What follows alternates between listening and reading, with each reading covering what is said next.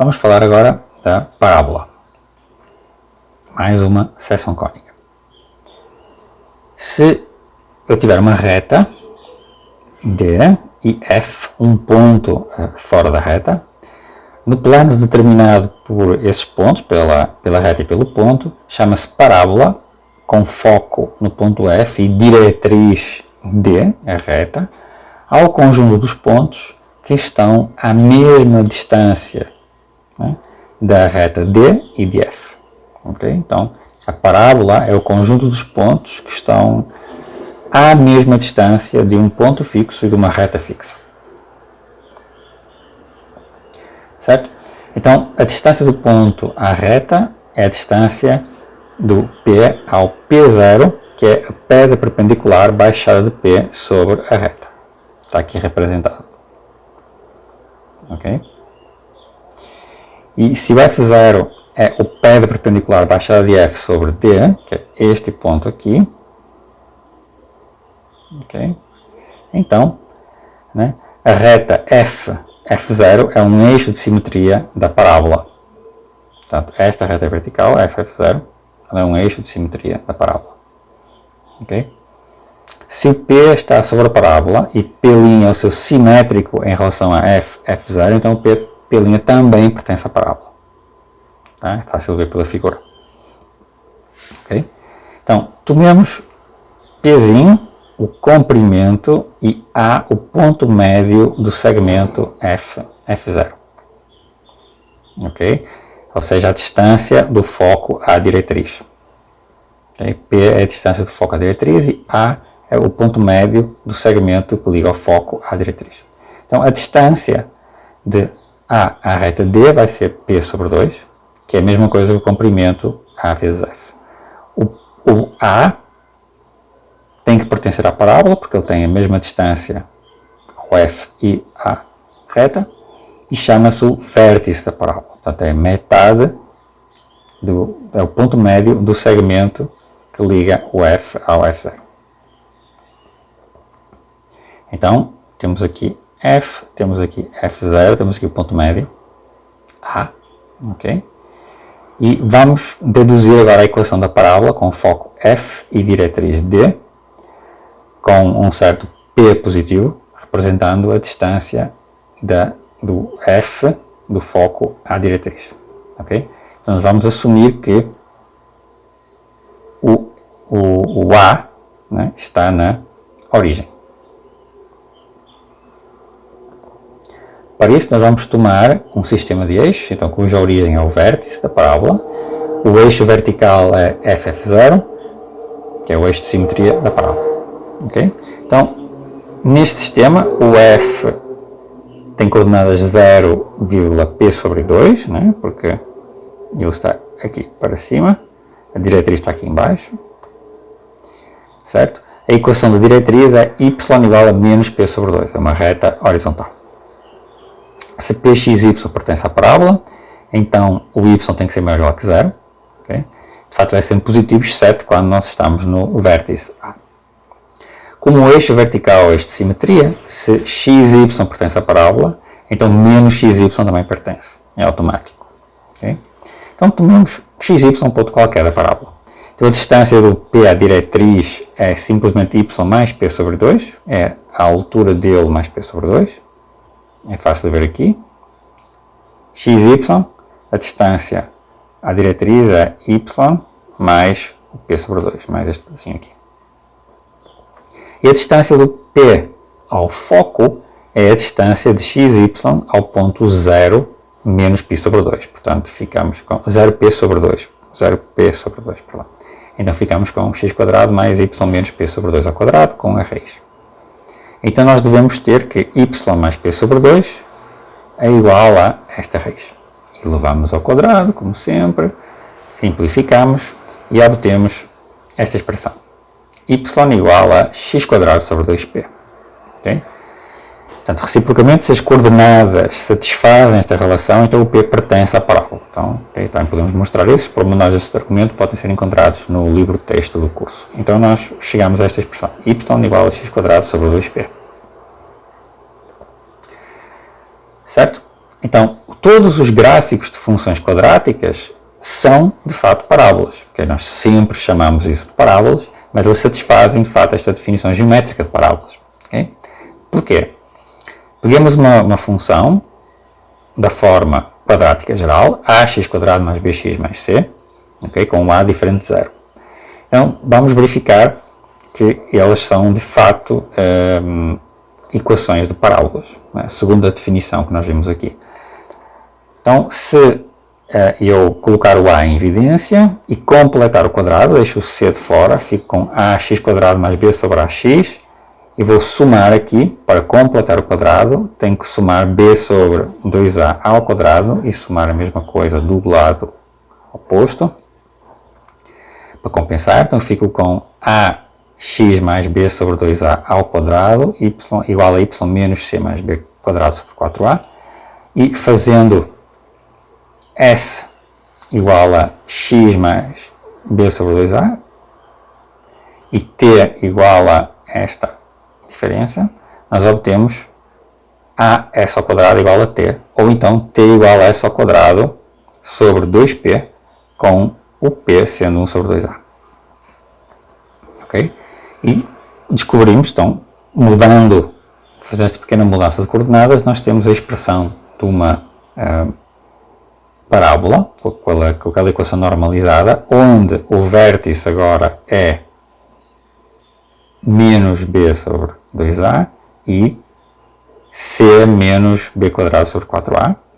Este é o nosso vértice. Né? A diretriz é y, é esta parte igual a zero, é y igual a c mais menos b quadrado sobre 4a, menos 1 sobre 4a, porque eu tenho que dividir, eu tenho que subtrair, né, a distância focal, metade da distância focal, e o foco, né, o foco vai ser menos b sobre 2a, c menos b quadrado sobre 4a, mais 1 sobre 4a. E o eixo corresponde a isto aqui igual a zero, x igual a menos b sobre 2a. Okay? Portanto, eu escolhi isto aqui, esta mudança de coordenadas corresponde a uma translação, uma pura translação. Né? Eu subtraí aqui o vetor menos b sobre 2a e o vetor c menos b quadrado sobre 4a. Né? Então, a abscissa menos b sobre 2a, ordenada c menos b quadrado sobre 4a. Eu subtraí esse vetor aqui. Isso corresponde ao novo centro, que neste caso é também o vértice da parábola, as coordenadas adaptadas. Okay? A diretriz, né, está com esta coordenada menos, né, metade da distância focal, certo? E o foco, né, é este ponto mais metade da distância focal.